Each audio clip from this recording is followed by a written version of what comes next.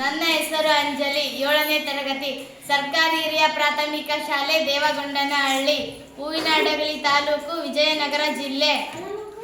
ನನಗೆ ಬಂದಿರುವ ವಿಷಯ ತಟಸ್ಥೀಕರಣ. ತಟಸ್ಥೀಕರಣ ಎಂದರೆ ಆಮ್ಲ ಮತ್ತು ಪ್ರತ್ಯಾಮ್ಲ ಸೇರಿದಾಗ ತಟಸ್ಥೀಕರಣ ಎನ್ನುವರು.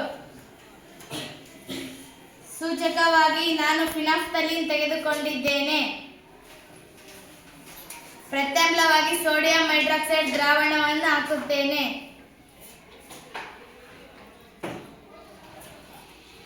ಸೋಡಿಯಂ ಹೈಡ್ರಾಕ್ಸೈಡ್ ದ್ರಾವಣವನ್ನು ಫಿನಾಫ್ಥಲಿಗೆ ಹಾಕಿದಾಗ ಗುಲಾಬಿ ಬಣ್ಣ ಬರುತ್ತದೆ.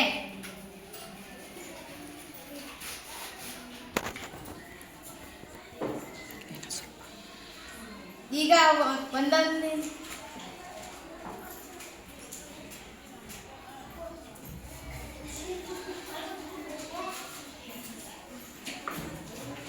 ಆಮ್ಲವಾಗಿ ವಿನೆಗರ್ ಅನ್ನು ಒಂದೊಂದೇ ಹನಿ ಸೇರಿಸುತ್ತಾ ಹೋಗಿ. ಅದು ಯಾವಾಗ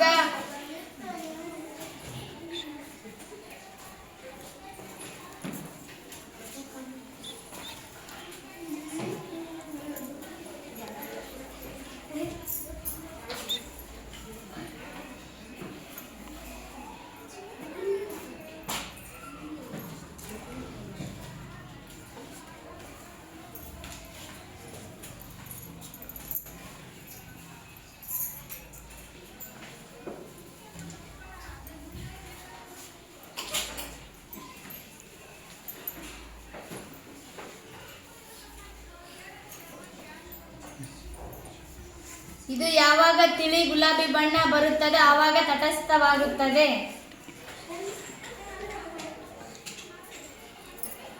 ಮತ್ತೆ ಆಮ್ಲವಾಗಿ ವಿನೆಗರ್ ಅನ್ನು ಹಾಕಿದಾಗ ಅದು ಅದರ ಬಣ್ಣವನ್ನು ಕಳೆದುಕೊಳ್ಳುತ್ತದೆ.